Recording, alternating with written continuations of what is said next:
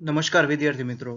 શિવશા college of commerce management and computer education Wadhwan YouTube ચેનલમાં હું professor વિરાજસિંહ Rathod આપ સૌ વિદ્યાર્થી મિત્રોનું હાર્દિક સ્વાગત કરું છું. મેનેજરિયલ ઇકોનોમિક્સમાં આજે આપણે પ્રોડક્શન એનાલિસિસ ચેપ્ટર સ્ટાર્ટ કરવા જઈ રહ્યા છીએ. આ ફર્સ્ટ વિડીયો છે, તો ચલો વિદ્યાર્થી મિત્રો શરૂ કરીએ our new unit production analysis. Students, સૌથી પહેલા આપણે જોઈએ introduction and meaning of production. Human life is full of different complications. Man is a bundle of wants. He always tries to satisfy his wants with his limited income. On the other side, different producers try to satisfy his primary and luxury wants by producing different goods and services. In this way, there are two sectors are found in the economy. One sector is producer and the other one is consumers. Demand for goods and services as well as supply of goods and services are the basic factors in economy. તો students, જે first paragraph છે એ શું કહે છે કે there are so many puzzles, there are so many complications in human life. કે human life છે એમાં ઘણા બધા અલગ અલગ પ્રકારના કોમ્પ્લિકેશન્સ હોય છે અને જે મેન છે એની ઘણી બધી વોન્ટ્સ છે, ઘણા બધા વોન્ટ્સ છે, એની ઘણી બધી ઈચ્છાઓ છે, ઘણી બધી ડિઝાયર્સ છે અને એ બધી ડિઝાયર છે એને કેવી રીતે ફૂલફિલ કરવી છે, એની લિમિટેડ ઇન્કમ જે છે એમાંથી.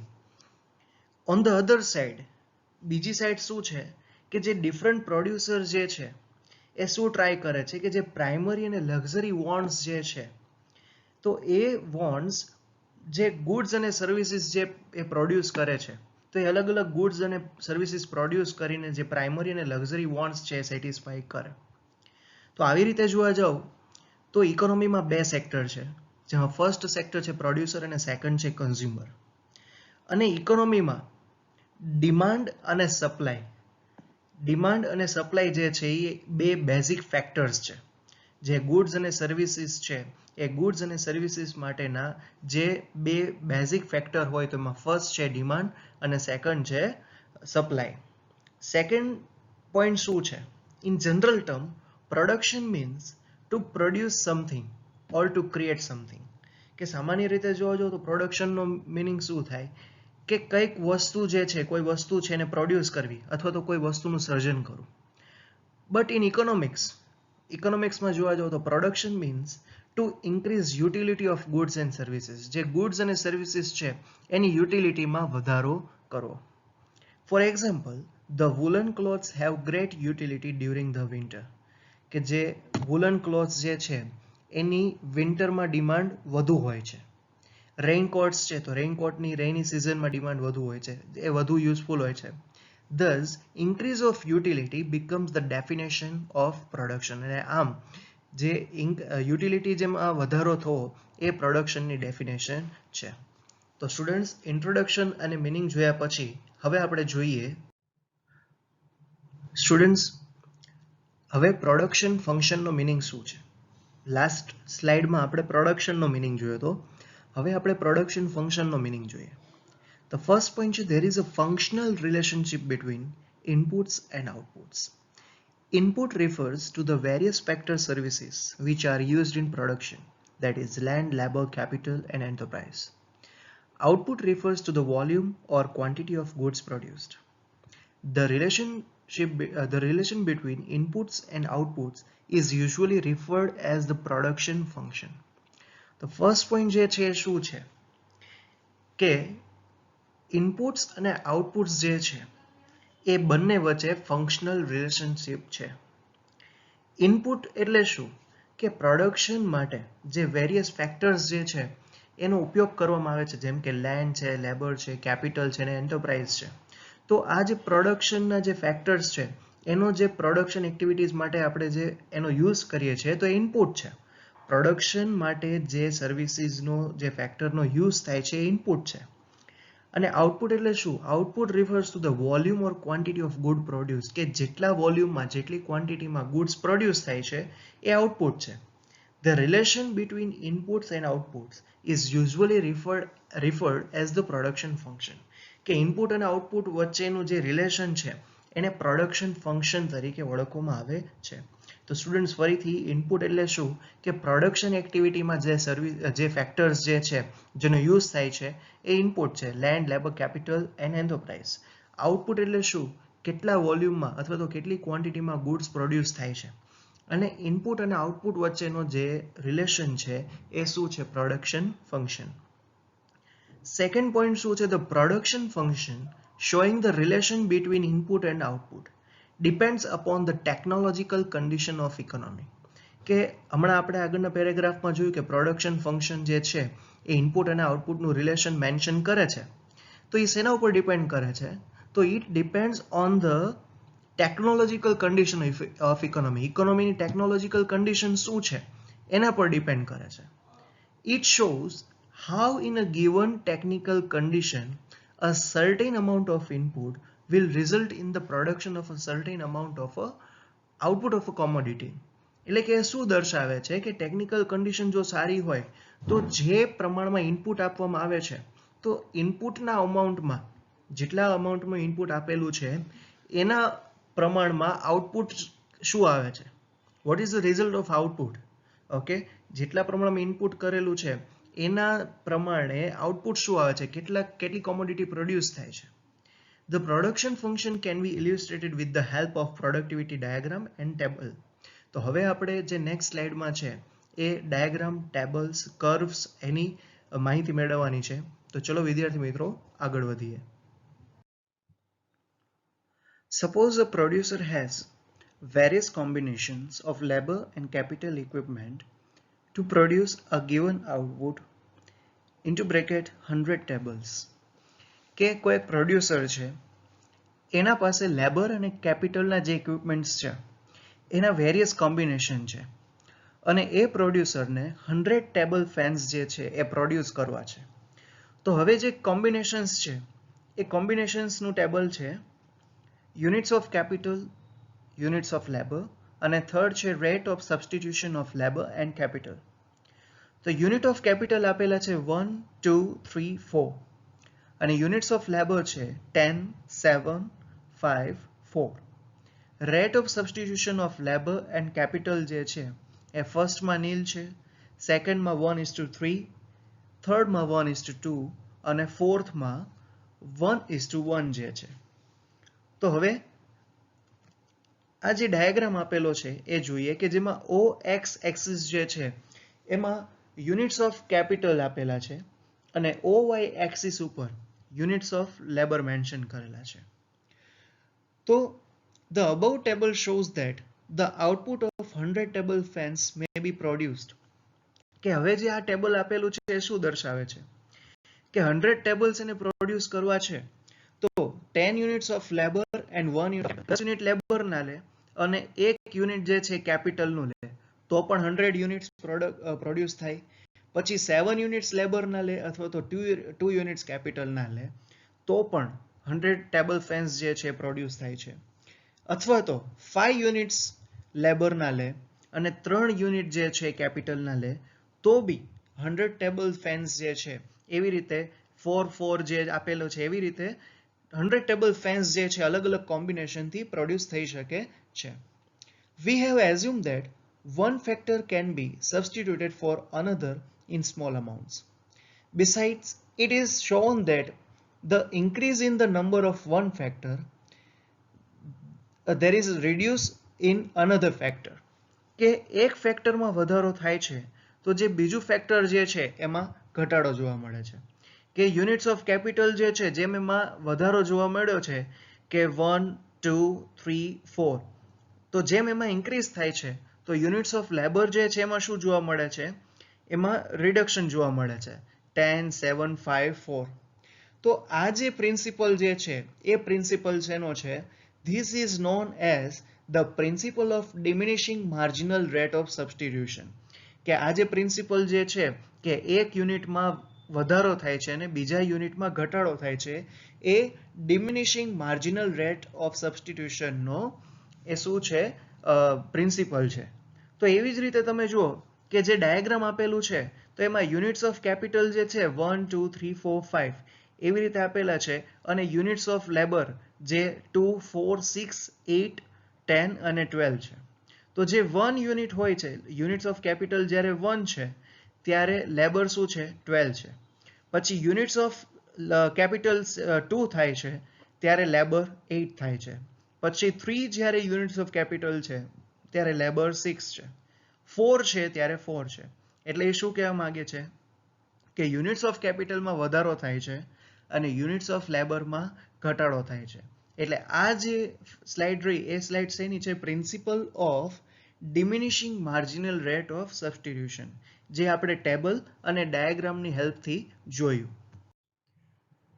સ્ટુડન્ટ્સ, પછી નેક્સ્ટ ડાયાગ્રામ છે જેમાં OX એક્સિસ પર units of capital, OY axis પર યુનિટ ઓફ લેબર મેન્શન કરેલા છે અને IQ1, IQ2, IQ3, IQ4 એમ આઇસોક્વોન્ટ કર્વ મેન્શન કરેલા છે, જેમાં IQ1 માં 100 યુનિટ્સ, પછી IQ2 માં 200, 300 અને 400 યુનિટ્સ આપેલા છે. તો એ જે ડાયાગ્રામ છે એ શું કહે છે? By combining these two factors, the firm can produce 100 table fans. Every point on the curve represents a combination of labor and capital which will produce the same quantity of output.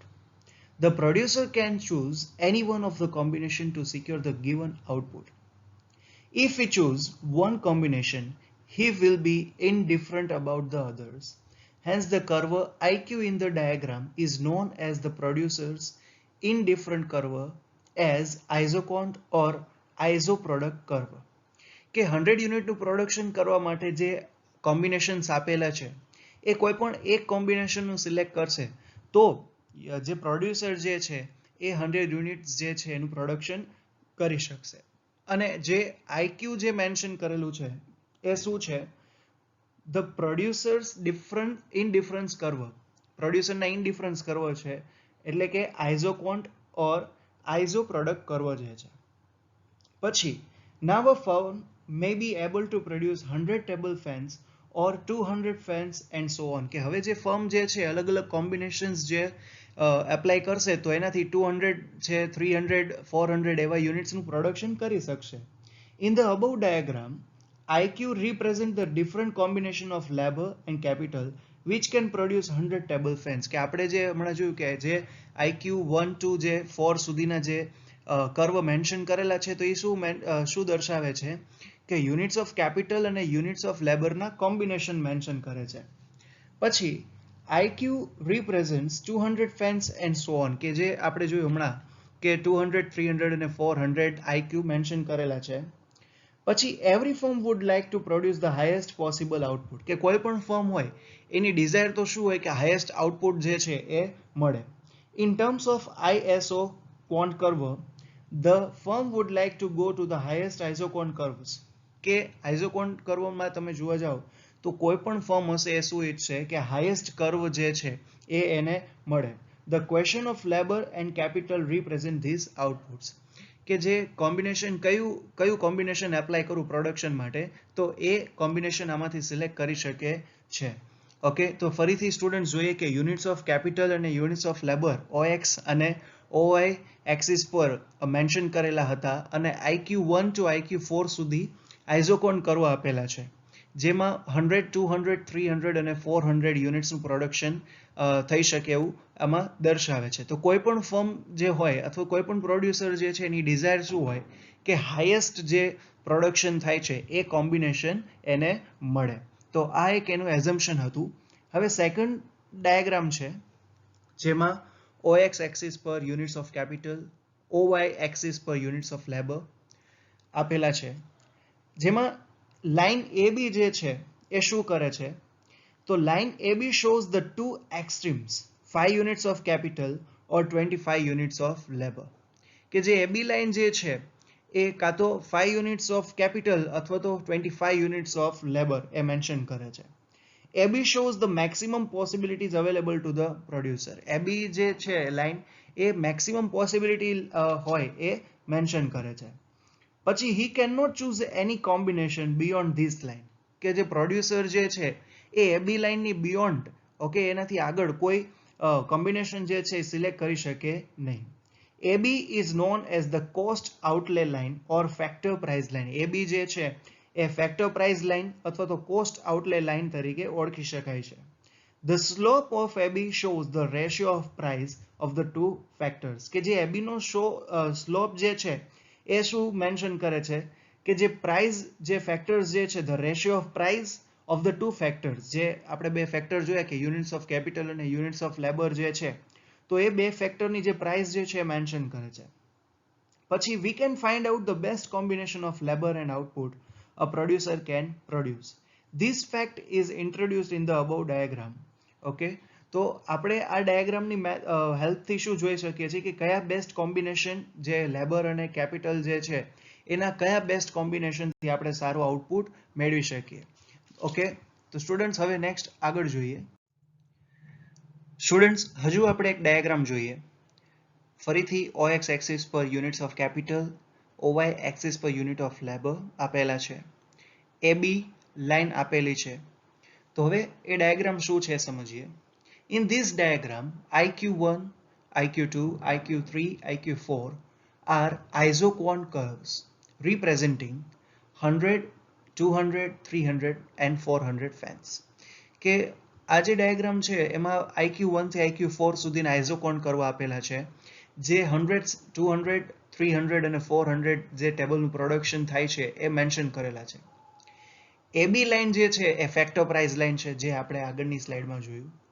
હવે AB જે line જે છે એ T જે point છે ત્યાં cross થાય છે. તો eight point T the factor price line AB is tangent to isocon curve IQ2. એટલે જે T જે પોઈન્ટ જે છે એ પોઈન્ટ પર ત્યાં ટેન્જન્ટ થાય છે અને એ જે કર્વ જે છે એ કયો છે IQ2 કર્વ જે છે. તો IQ2 કર્વ જે છે શું રિપ્રેઝન્ટ કરે છે 200 યુનિટ્સ ઓફ ધ કોમોડિટી, કે IQ2 કર્વ જે છે એમાં 200 યુનિટ્સનું પ્રોડક્શન થઈ શકે. પછી it is clear that the firm cannot produce any output beyond 200 fans for IQ3 and IQ4. કે હવે એ ડાયાગ્રામ ઉપરથી આગળના જે બે ડાયાગ્રામ છે એ અને આ થર્ડ ડાયાગ્રામ એના હેલ્પથી આપણને ખબર પડે છે કે IQ2 થી વધુ જે IQ3 અને IQ4 છે એટલું પ્રોડક્શન થઈ શકશે નહીં. ફર્મની કેપેસિટી હવે શું થઈ ગઈ છે IQ2, that means 200 ફેન્સનું પ્રોડક્શન કરવાની. Now point T indicates the maximum amount of labor and capital which can be bought with rupees 20,000 available to the producer for the two factors. Point T also indicates the best combination or the least cost combination wise OX of labor, OY of capital equipment. જે point T જે છે એ શું represent કરે છે કે જે best combination છે અને લીસ્ટ કોસ્ટ ઓફ કોમ્બિનેશન છે, કે જેમ આપણે OX પર કેપિટલ અને OY પર લેબર મેન્શન કરેલા છે, તો એનું બેસ્ટ કોમ્બિનેશન હોય તો એ છે જે T ક્રોસ થાય છે, જે T ટેન્જન્ટ છે IQ2 કર્વ એ. પછી if the producer choose such combination and produce the maximum output possible, he is said to be in equilibrium. જો એ આ IQ2 જે આઇઝોકોન કર્વ છે એ લેવલે પ્રોડક્શન કરશે તો એ ઇક્વિલિબ્રિયમ જે છે સેટિસ્ફાઈ થશે. This is the point best suited to him. IQ2 જે કર્વ જે છે એ suitable કર્વ છે. He will not like any change either to expand nor contract his scale of production. કે IQ2 જે છે એ લેવલે જો એનું કામ કરશે તો પછી એની એક્ટિવિટીમાં કોઈ જ ઘટાડો જોવા મળે એવું છે નહીં. એટલે કે જે સ્યુટેબલ કર્વ હોય આઇઝોકોન કર્વનો તો એ છે સેકન્ડ. ઓકે, તો ફરીથી AB લાઈન જે ફેક્ટર પ્રાઇસ લાઈન આપેલી છે એ ફેક્ટર પ્રાઇસ લાઈન જે જગ્યાએ T જે આપણે જોયું T ટેન્જન્ટ જે છે ક્રોસ થાય છે એ કયા કર્વ પર થાય છે IQ2 કર્વ પર. અને IQ2 કર્વથી ઉપરના જે IQ3 અને IQ4 જે છે એ લેવલે પ્રોડક્શન થઈ શકે તેમ છે નહીં. એટલે પ્રોડ્યુસર પાસે જેટલી કેપેસિટી જે છે એ ક્યાં સુધીની છે IQ2. ફર્મના પ્રોડ્યુસર પાસે જો 20,000 રૂપીઝ હોય તો એ IQ2 સુધી એનું પ્રોડક્શન કરી શકે છે. વધુ જો પ્રોડક્શન કરવા જશે તો એ પ્રોડક્શન થઈ શકશે નહીં. ઓકે, એટલે IQ2 જે છે એ એની પ્રોડક્શન કોમોડિટીની કહેવાય ને કે એની લિમિટ આવી ગઈ છે. ઓકે, તો સ્ટુડન્ટ્સ અત્યારે આપણે જોયું કે કેવી યુનિટ્સ ઓફ કેપિટલ અને યુનિટ્સ ઓફ લેબરના જે કોમ્બિનેશનથી જે છે એ કેવી રીતે પ્રોડક્શન કરવું. આગળની સ્લાઇડમાં આપણે અલગ અલગ ડાયાગ્રામ અને ટેબલની હેલ્પથી પ્રોડક્શન એનાલિસિસ જોયું. હવે આપણે જોઈએ કે પ્રોડક્શન ફંક્શન્સ છે એને કયા ફેક્ટર્સ અફેક્ટ કરે છે. તો સૌથી પહેલું છે size of the firm, nature of organization of the firm, third relative price of the factor of production, fourth proportion of the factors of production અને fifth છે state of technical know-how. તો first હવે જોઈએ size of the firm. The size of the firm greatly affects the production function. કે production function જે છે એને સૌથી વધુ ઇફેક્ટ કરતું હોય તો એ છે size. Larger the size of the firm larger shall be the cost પર યુનિટ. કે જેમ ફર્મની સાઇઝ જે છે વધુ હશે તો એનો કોસ્ટ જે છે એ પણ વધુ હોવાનો. ઓકે, પછી વાઇસ વર્સા કે જો ઓછો સાઇઝ હશે, ફર્મની સાઇઝ ઓછી હશે તો પછી એની કોસ્ટ પણ ઓછી હોવાની. ઓકે, તો પ્રોડક્શન ફંક્શન માટે જે સૌથી વધુ ઇફેક્ટ કરતું હોય તો એ છે size of the firm. Second છે nature of organisation of the firm. A well organized and efficient firm is bound to have better input output ratio than an inefficient and ill organized firm. કે જે firm જે છે વેલ organised હોય, કે જેનું management સારું થઈ શકતું હોય, તો એવું જે બેટર ઇનપુટ આઉટપુટ રેશિયો વાળું જે મેનેજમેન્ટ જે છે, જે ફર્મ જે છે એ વેલ ઓર્ગેનાઇઝડ હોવાથી એનું ઇનપુટ આઉટ રેશિયો જે છે એ સારો હોય. અને જો કોઈ ફર્મ જે છે એનું મેનેજમેન્ટ પ્રોપર ન હોય, ઇનએફિશિયન્ટ અથવા તો ઇલ ઓર્ગેનાઇઝડ હોય, તો પછી એની પ્રોડક્શન એક્ટિવિટી જે છે એ એટલી બધી વધુ હોઈ શકે નહીં. તો હવે થર્ડ જોઈએ relative price of the factor of production. This factor has close bearing on the input-output ratio. Cheaper price of the factor of production are bound to have better repercussion on the production function. In short, એ શું કહેવા માંગે છે કે price જે છે એ price determine કરવી, price નક્કી કરવી એ ખૂબ જ ટિપિકલ ક્વેશ્ચન હોઈ શકે છે. જો ઓછો ભાવ રાખવામાં આવે તો પછી ડિમાન્ડ જે છે એ વધુ હશે, અને જો ભાવ વધુ રાખવામાં આવે તો એની ડિમાન્ડ જે છે એ ઓછી થવાની છે. એટલે જેમ ફેક્ટર ઓફ પ્રોડક્શનના પ્રાઇસ જે છે એમ ઓછા હશે તો શું થશે કે જે પ્રોડક્શન ફંક્શન જે છે એ પ્રોડક્શન ફંક્શન સારી રીતે થઈ શકશે. પછી થર્ડ છે proportion of the factor of production. The production function is also affected by the proportion of which the various factor of production are combined together. એટલે કે જે પ્રોડક્શન કરવામાં આવે છે તો એને જે અલગ અલગ જે ફેક્ટર્સ જે છે એ ફેક્ટર્સને કેટલા પ્રોપોર્શનમાં યુઝ કરવું એ પણ એક ઇમ્પોર્ટન્ટ ક્વેશ્ચન જે છે. પછી the proportion of cheaper factor is larger than that of the expensive factor. જો ચીપર ફેક્ટર્સ જે છે એનો યુઝ કરવામાં આવશે તો પછી ક્વોલિટી જે છે એ ક્વોલિટી જે છે એ મેન્ટેન થઈ શકે નહીં. અને જો એક્સપેન્સિવ ફેક્ટર્સ જે છે એનો યુઝ કરવામાં આવે તો પછી કોસ્ટ જે છે એ વધુ થઈ શકે છે. એટલે કેટલા પ્રોપોર્શનમાં જે કોમ્બિનેશન જે છે એ એપ્લાય કરવા એ પણ એક ઇમ્પોર્ટન્ટ ક્વેશ્ચન હોઈ શકે છે.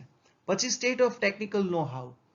The state of technical know-how greatly affect the production function. કે production function માટે ટેકનોલોજી જે છે એ એક ઇમ્પોર્ટન્ટ ક્વેશ્ચન જે છે. તો if advanced technical knowledge is being applied business, the input output ratio is bound to be get high. એટલે કે જો વધુ ટેકનોલોજી, જે હાઈલી ક્વોલિફાઈડ ટેકનોલોજી છે એનો ઉપયોગ કરવામાં આવે પ્રોડક્શન માટે તો પછી કોસ્ટ જે છે એ વધુ થશે. અને જો ટેકનોલોજીનો એટલો બધો ઉપયોગ કરવામાં ન આવે તો પ્રોડક્શન કેપેસિટી છે એ ઓછી થઈ શકે છે. કોસ્ટ ઓછી થશે પણ પ્રોડક્શન કેપેસિટી ઓછી થવાની. એટલે જે એક્ટિવિટીનું એક્સપાન્ડ થવું જોઈએ એ થઈ શકે નહીં. તો આ જે બધા ફેક્ટર્સ જે છે એ પ્રોડક્શન ફંક્શનને એફેક્ટ કરે છે, જે આપણે જોઈએ size of the firm, nature of organisation of the firm, relative price of the factor of production, proportion of the factor of production, અને લાસ્ટ છે state of technical know how.